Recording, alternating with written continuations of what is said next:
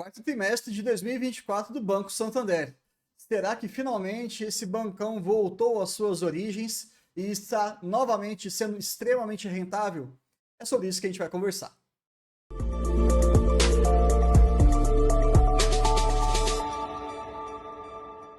Fala pessoal, tranquilo? Meu nome é Bruno Oliveira, eu sou analista CNPI do Vida de Acionista, ou VDA, e hoje a gente vai conversar especificamente sobre o quarto trimestre de 2024 em relação ao Santander, que serve para a gente como um grande pontapé para o início da nossa temporada de balanços. Esse trimestre nós teremos uma grande dificuldade, na verdade um grande desafio que será certamente superado, em que nós faremos a cobertura de mais de 20 empresas. Bom, mas vamos aqui com calma e tentar entender se o Santander realmente se recuperou dessa sua longa jornada de melhorias internas, adaptações externas, enfim, algumas mudanças que foram muito significativas. E aqui a gente vai trazer para vocês, além dos dados da teleconferência, mas também algumas informações mais pontuais, alguns estudos que eu acabei fazendo e também uma percepção sobre o preço. Mas isso a gente vai deixar lá para o final. Então, um breve resumo para a gente poder começar. De fato, surpreende aqui o lucro líquido da companhia, crescendo quase 75% em relação ao quarto trimestre de 2023. Chegamos aí à cifra de quase 4 bilhões de reais, algo que eu ainda considero pouco, perto quando você olha para um Banco do Brasil ou para um Itaú que bate ali seus 9, 10 bilhões, mas certamente muito melhor do que os últimos trimestres do próprio Santander. E aqui talvez esteja o grande ouro, que é o ROI anualizado, que nós estamos batendo ali os seus famigerados 17,6%. Na minha cabeça eu coloco que um bancão, quando ele tem ali um ROI acima de 17,5, 18, 18,5, esse intervalo nada muito definido, a gente consegue enxergar que realmente ele está sendo extremamente rentável. Abaixo de 15 começa a me preocupar, abaixo de 10 eu vou criticar. Acima de 20 eu vou ficar muito satisfeito e atualmente temos apenas os dois grandes bancões fazendo isso, Itaú e o Banco do Brasil. De todo modo, margem financeira aumentou em relação ao trimestre anterior e ao ano anterior, comissões também, custo de crédito deu uma boa reduzida, por mais que isso aqui pareça pouco, tá? 0,2 pontos percentuais, 0,5 pontos percentuais, isso é muito. Os gastos estão extremamente sob controle, menores do que a inflação e também menores do que a própria receita, e naturalmente que o nosso índice de eficiência, como uma consequência, né, de tudo isso que a gente está falando, acabou reduzindo e em relação ao ano passado caiu 5 pontos percentuais. Isso é sensacional. Mas antes de falar exatamente sobre os números, eu quero trazer uma percepção do nosso olhar em relação ao cliente. Eu gosto muito quando o CEO Mário Leão ele aborda isso no início das suas teleconferências, explicando um pouquinho sobre essa dinâmica e também um pouquinho dos seus concorrentes. Olha só que interessante. Fala-se demais sobre a centralidade no cliente. E você vai perceber nos outros bancos que existe ali uma métrica de crescimento em relação aos seus clientes ativos e os clientes com principalidade. Não adianta você falar que tem mais cliente com conta no seu banco. Isso está longe de ser suficiente ou efetivamente material em termos de receita, já que você pode fazer uma conta em qualquer banco hoje sem pagar nada. Então, o aumento do número de clientes não vai trazer nada significativo para a gente. Agora, quando você fala que os clientes ativos eles cresceram 8%, mas os clientes com principalidade, ou seja, aqueles clientes que efetivamente têm um engajamento muito forte com o seu próprio banco, o Santander aqui no caso, aí sim isso é expressivo, porque aquela grande massa de correntistas que não usam o serviço passam a utilizar como um principal banco no seu dia a dia, investimento e etc. Então essa métrica ela é muito relevante e eu gosto quando a gente faz essa comparação. Não olhe números brutos. Geralmente você vai ver esse apelo de informação nas fintechs, né, ou nos bancos digitais, Nubank, o Banco Inter e etc. Mas toma muito cuidado em relação a esse dado. Combinado? E aqui, nesse quesito que também pouco se fala por aí, que é em relação ao NPS, o grau de satisfação do cliente em relação ao serviço prestado pelo próprio banco. A gente está falando de um mercado muito competitivo, então hoje você pode migrar de um para o outro com apenas alguns cliques no seu celular. E quando a gente pensa que o NPS de pessoa física e pessoa jurídica está crescendo nos últimos 2 anos, isso é interessante. Mas sejamos justos, né, a gente tem que entender aqui que está crescendo em relação ao que era anteriormente. Banco, quando ele cresce pouco no NPS, ele não coloca o valor nominal. Banco, quando começa a ser um pouco mais transparente e começa a assumir uma postura mais de responsabilidade, ele vai colocar esse valor nominal. Por que isso? NPS PJ de 49 pontos é baixo. É muito baixo, na verdade. Mas antigamente era na casa de 27 pontos. Há 2 anos. Era ridiculamente baixo. Era muito ruim. Então aqui, olhando meio copo cheio, Santander está melhorando bastante. O mesmo racional aqui em relação ao NPS de pessoa física, 63 pontos, está começando a ficar interessante, mas antigamente era 54, bem mais ou menos. De novo, isso é fundamental, porque se você tem um cliente satisfeito, provavelmente ele vai ficar mais utilizando seus serviços, vai ficar gerando receita para sua instituição financeira, certo? Uma outra novidade que eles estão anunciando para a gente, ainda sem muitos detalhes, é esse One App. Na verdade, foi falado muito pouco, até inclusive na parte de Q&A, perguntas e respostas, foi abordado um pouquinho sobre isso, mas ele será completamente apresentado para o mercado no primeiro trimestre de 2025, salvo engano, no dia 30 de abril. Com certeza a gente vai fazer aqui no Vida de Acionista uma cobertura em relação a esse balanço, mas a ideia é simplificar. Antes eles tinham vários aplicativos, vários segmentos de clientes e eles estão concatenando boa parte deles e simplificando a jornada do investidor, tornando ali o seu uso mais facilitado. O One App, o nome já diz tudo, é basicamente o único aplicativo em que você vai conseguir fazer tudo aquilo que você quer. Vai passar por uma grande mudança ali do seu layout, das suas funcionalidades. Isso para mim é um pouco temerário, porque tem uma curva de aprendizagem em relação aos clientes, mas tudo bem, eles já estão nessa jornada aí há praticamente 2 anos, né, remodelando esse aplicativo. Então eu espero que quando ele chegue efetivamente ao nosso acesso ali na Apple Store, no Google Play, a gente já consiga ter uma experiência bem amigável. Bom, mas agora vamos fazer alguns pequenos estudos que eu gosto de dividir com vocês, que são retrospectivos. Eles não são mandatórios, mas é interessante que você entenda um pouquinho da dinâmica dos últimos anos. Olha só, quando a gente olha o lucro líquido que bateu 3,9 bilhões nesse último trimestre, no quarto trimestre de 24, a gente fica bem satisfeito comparado com 2023. Mas note que esse valor é o menor desde 2016.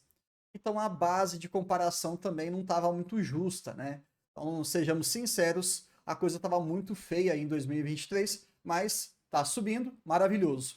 Se você pegar de 2015 até 2024, então 10 anos de análise, você vai perceber que a média ali está girando em torno dos seus 11,6 bilhões de reais, em que 2024, fechando todos os 4 trimestres, eles bateram essa meta em mais de 10%, aproximadamente 20%, da média, o que é muito bom. E agora a gente tem que enxergar para 2025. Essa informação é extremamente importante que você carregue até o final do vídeo, porque lá eu vou falar um pouquinho de algumas percepções puramente matemáticas. Lembrando que a nossa análise não se limita apenas a isso, mas do aspecto matemático, talvez nós tenhamos que fazer uma revisão para baixo na nossa plataforma do VDA. Mas aguarde aí que você vai entender. Uma outra métrica que eu gosto muito, que eu já citei para vocês, é o próprio ROI. Mas como é que ele se comportou nos últimos anos? Na hora que você olha esse gráfico, você fala, bom, então quer dizer que o Santander de 2018 até mais ou menos ali 2021, esse período de 4 anos, eles ficaram num patamar extremamente elevado, muito rentável e interessante. Lembra? Acima de 18 aproximadamente, já está maravilhoso. Da onde que eu estou tirando essa informação? Tá? Da pequena experiência de mercado. Não tem nenhum número cravado em livro e esse tipo de coisa, mas o grande ponto aqui é tentar criar algumas referências, com alguma certa maleabilidade, é claro, mas entenda que isso aqui é um bom número. Qual que é o grande problema? 2022 apanhou, 2023 apanhou com força, caindo praticamente pela metade, 11,8 é um ROI que eu diria que não condiz com o Santander de jeito nenhum, e já tivemos agora para 2024 um crescimento expressivo de 16% de ROI. Por isso aqueles 5 pontos percentuais, como a gente viu no início.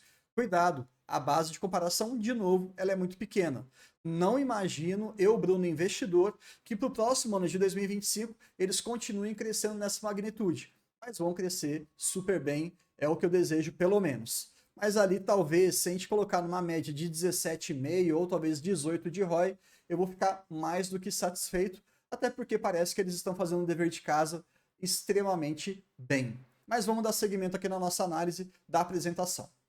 Aqui eu vou passar um pouco mais rápido, não costumo ficar muito lendo esses slides, até porque você consegue ter acesso olhando a própria teleconferência, e a gente quer sempre agregar alguma coisa a mais. Mas a carteira de crédito ela é fundamental para qualquer banco, e aqui essa linha que foi destacada inclusive pelo próprio CFO, o diretor financeiro da empresa, e eu quero trazer para vocês também esse destaque, é que o cartão de crédito teve um crescimento muito expressivo de 16% quando a gente pensa ano versus ano, 2023 com 2024, e na hora que você olha a magnitude, ele não é tão irrelevante. É sim uma parcela pequena, mas não daria para a gente ignorar. É um pouquinho menos de 10%, crescendo 16% no total ano a ano. E aqui tem a grande transformação que eles têm feito nos últimos trimestres, tá? Nos últimos meses, basicamente. Eles estão aumentando a exposição à alta renda e diminuindo a exposição à baixa renda. Então, quando a gente tem uma carteira de crédito com um mix com uma maior qualidade, isso traz para a gente uma sensação de segurança maior, provavelmente uma inadimplência mais controlada e uma rentabilidade que a gente deseja bem adequada para o banco. É claro que quando você pega a baixa renda de acordo com o risco, se você mensurar muito bem, você consegue até às vezes extrair um pouco mais de resultado diante de um risco maior.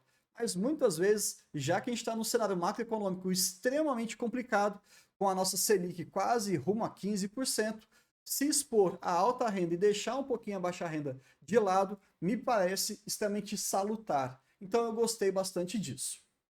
Acho que não cabe aqui ficar passando as outras linhas, tá? Porque senão é só leitura mesmo. Mas olhar aqui que ano a ano, a carteira como um todo, ela cresceu 6,4%.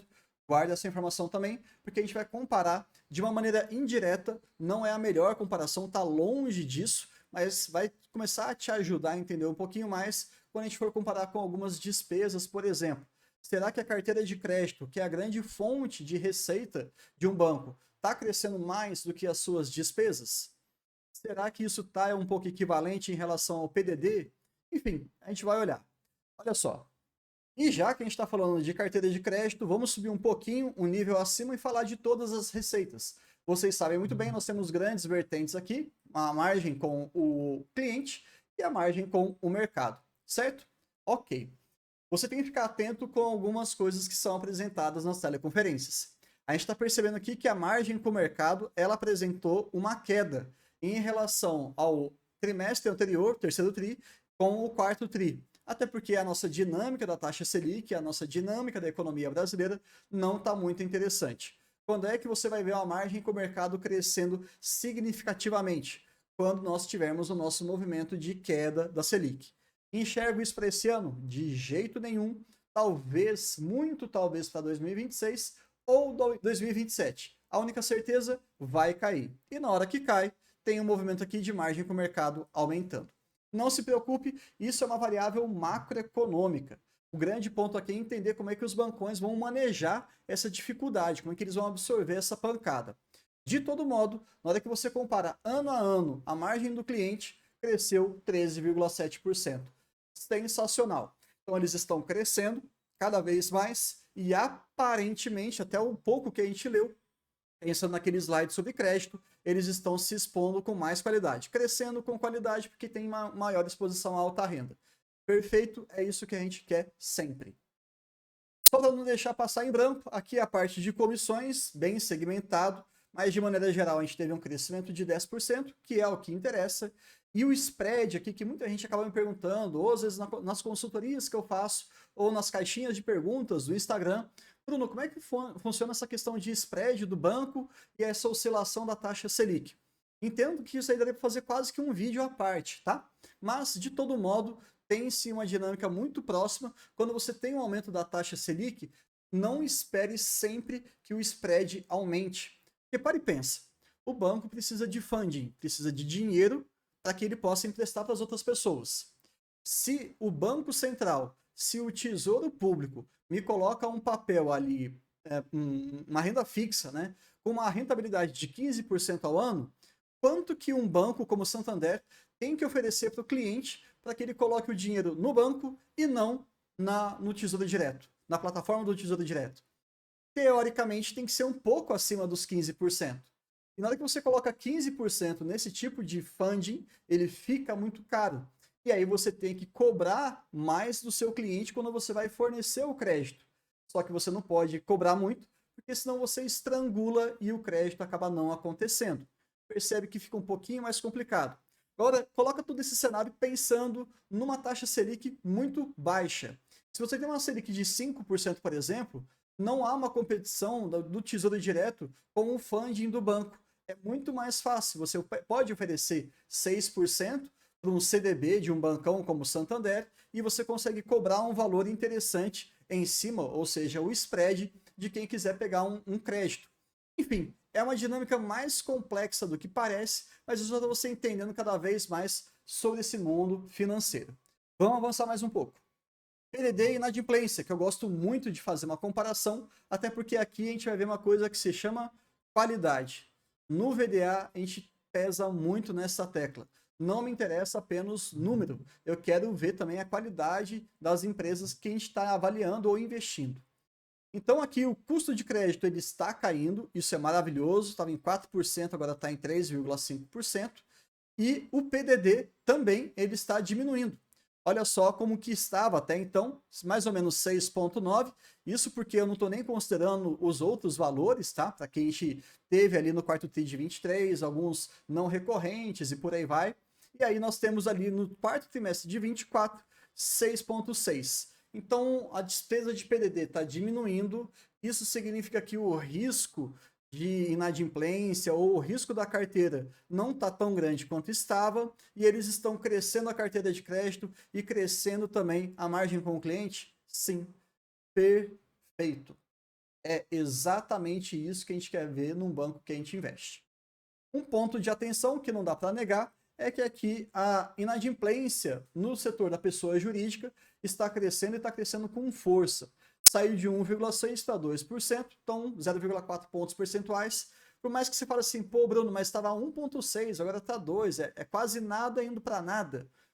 Então, cuidado, tá? Cuidado, porque essas métricas a gente não está falando de poucos milhares de reais. A gente está falando de bilhões e determinados bancos talvez a gente esteja falando de trilhões quando a gente pensa numa carteira de crédito completa. Então, essas oscilações mais fortes, elas chamam a nossa atenção. Mas vamos ver como é que vai se comportar nos próximos trimestres. De todo modo, aqui a inadimplência total, que é uma das melhores métricas, ela está praticamente estável. Cresceu 0,1 ponto percentual. Está estável mesmo. Curiosamente, pessoa física aqui está até caindo. Saiu dos seus famigerados 5,2, que era um valor extremamente alto, e está em 4,8. Vamos avançar? Despesas. E a gente já está terminando aqui um pouquinho desse nosso vídeo. Tem algumas questões que eu vou querer participar com vocês um pouco mais, mas olha só como é que a despesa se comportou ano a ano. Cresceu apenas 2,8%. Volta lá no slide de receita para você ver o quanto que a receita está aumentando e agora olha aqui para a despesa o quanto que a despesa está aumentando. Se você tem uma variação, e aqui a simbologia matemática é bem simples, se a variação de despesa ela é menor do que a variação de receita, eu estou falando aqui em termos positivos, né? Se está aumentando a receita mais do que a despesa, quer dizer que, inegavelmente, o índice de eficiência ele tem que cair. Isso é uma definição. Até porque a definição de índice de eficiência é despesa sobre receita de maneira mais genérica. E olha só como nós estamos, 38%. Ano passado, nós estávamos em 43%. Bruno, isso é muito ou é pouco? Isso é bastante. Tá? Não dá para a gente ignorar não, de jeito nenhum. E está caindo. Não sei se vai continuar nessa velocidade, mas para bancão, que já está ali retomado já o seu trilho, né, o seu rumo ao que a gente espera de um grande bancão, 38% de índice de eficiência, tá tudo certo. A gente não quer ver isso acima de 40%, tá? Acima de 40% começa a ficar um pouco preocupante, acima de 50% eu critico mesmo, e aí Banco do Brasil com os seus abaixo de 30%, eu falo que é completamente fora do normal, de tão bom que é, mas existe toda uma particularidade ali. De todo modo, para o Santander e para o Itaú e até para o Bradesco, se você quiser considerar nessa seara, abaixo de 40 tá bacana. Agora a gente vai falar um pouquinho do Q&A, tá? Vou ser bem breve. Boa parte das reflexões que eu fiz em relação à parte de perguntas e respostas, eu deixei para quem faz parte do Clube VDA. Assim que acabou a teleconferência, a gente gravou um vídeo de mais de 20 minutos, trazendo os meus insights, os meus pensamentos, os desdobramentos que eu tive a partir da comunicação desses dois senhores. E por que eu estou falando isso? Conheça as pessoas que tomam decisão nas suas companhias.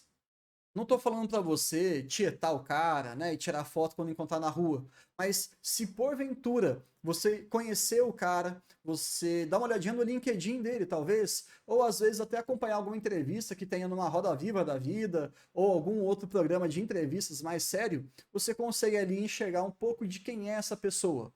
Mário Leão, que é o CEO, e o Gustavo Alejo, que é o CFO. Mas vamos a alguns pequenos e rápidos highlights para a gente poder dividir com vocês um pouco do conhecimento que a gente tem lá no VDA.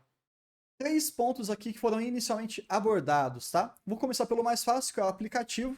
O aplicativo OneApp, como a gente já falou, desde 2023 eles estão lá em criação, remodelamento, aquela fase de Family Friends. Então, algumas pessoas mais próximas já estão testando, já estão trabalhando, fazendo suas sugestões. E o impacto realmente desse novo aplicativo, para que a gente consiga mensurar, não vai acontecer esse ano, embora ele seja anunciado daqui aproximadamente 2 meses. Vai ser em abril. Mas, na realidade, do ponto de vista mesmo prático, do balanço da companhia, vai ser ali a partir de 2026. Então, tem um tempinho ainda, mas é interessante você ver o bancão se remodelando, se reformulando, para trazer cada vez mais a tecnologia próxima do seu cliente. Em relação aos objetivos de alta renda, baixa renda, exposição a determinados setores, a gente já viu, já pelos números, nem precisava dessa pergunta, mas a gente consegue chegar nessa conclusão com eles trazendo aqui o objetivo de crescer na alta renda.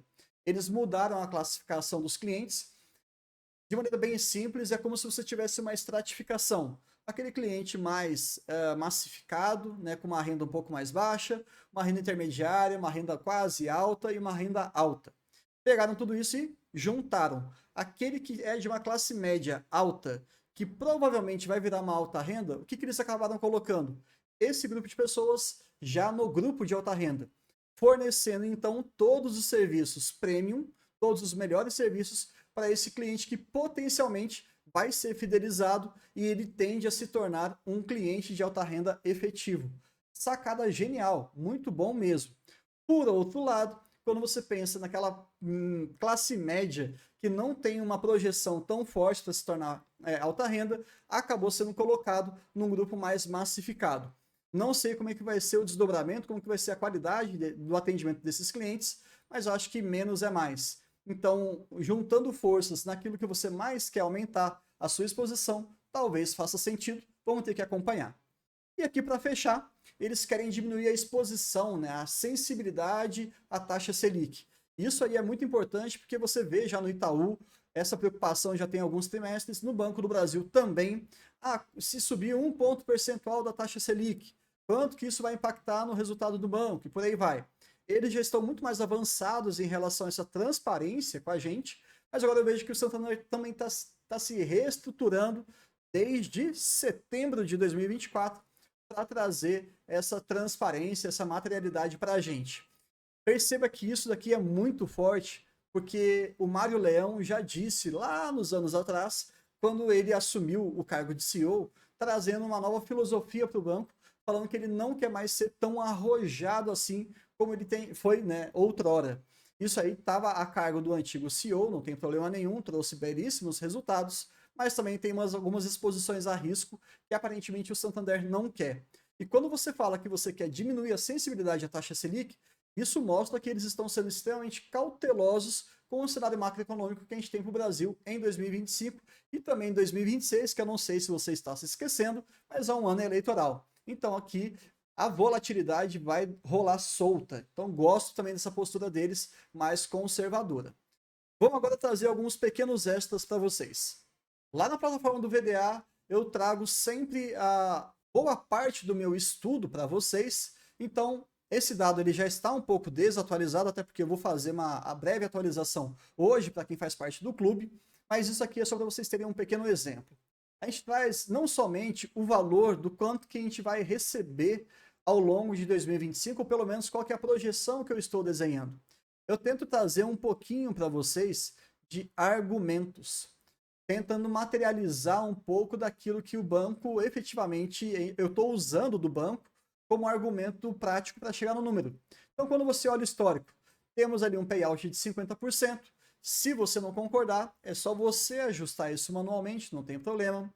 Quando a gente olha historicamente falando, a distribuição de JCP e dividendo, isso é um dado histórico, qualquer um consegue fazer, não tem nada de balela ou invenção aqui da realidade. Eu só estou pegando um estudo histórico. Vai se repetir no futuro? Sei lá, sabe-se Deus. Mas a história não se repete, mas ela rima.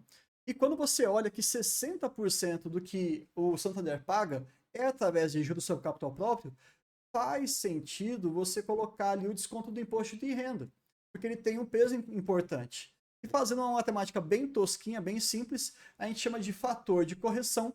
Se você tem um provento bruto de R$1, na realidade o investidor ele vai receber 91 centavos. Te interessa o quanto a empresa está anunciando? Para mim, não. Me interessa o quanto que cai no meu bolso. E é por isso que eu faço esse refinamento. Tá? Não estou tentando enganar ninguém aqui, pelo amor de Deus, sempre sendo cada vez mais transparente com vocês. De todo modo, aí vem aqui os argumentos. O consenso de mercado fala que o lucro líquido vai gerar em torno de 18 bilhões.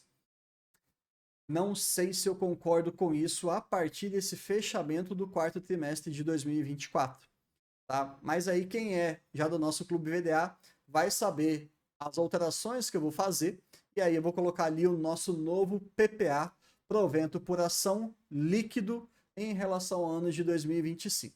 Mas isso é só para você aprender e ter um pouco mais de conhecimento e você também correr um pouco atrás. Pô, será que é realmente um payout de 50%? Será que o Bruno não está sendo muito conservador e nos últimos 2, 3 anos está um pouco mais alto? Talvez. Aí você faz os seus ajustes. Na plataforma VDA, você é o responsável. Jamais, em tempo algum, delegue para uma ferramenta automática a sua tomada de decisão. Vai dar ruim, tá? Isso aí é certeza que vai dar ruim, eventualmente. Olha aqui também uma outra funcionalidade que eu gosto bastante. A gente tem uma nossa abordagem histórica. E olhando os últimos 5 anos, e você também define essa janela temporal, que é super bacana. Eu quero olhar os últimos 3 anos, os últimos 5 anos, os últimos 10 anos. Se a gente estiver na plataforma, a gente vai fornecer esses dados. Você consegue chegar no seu PPA histórico médio dos últimos 5 anos. Você consegue chegar no seu PPA histórico dos seus 8 anos, se você quiser.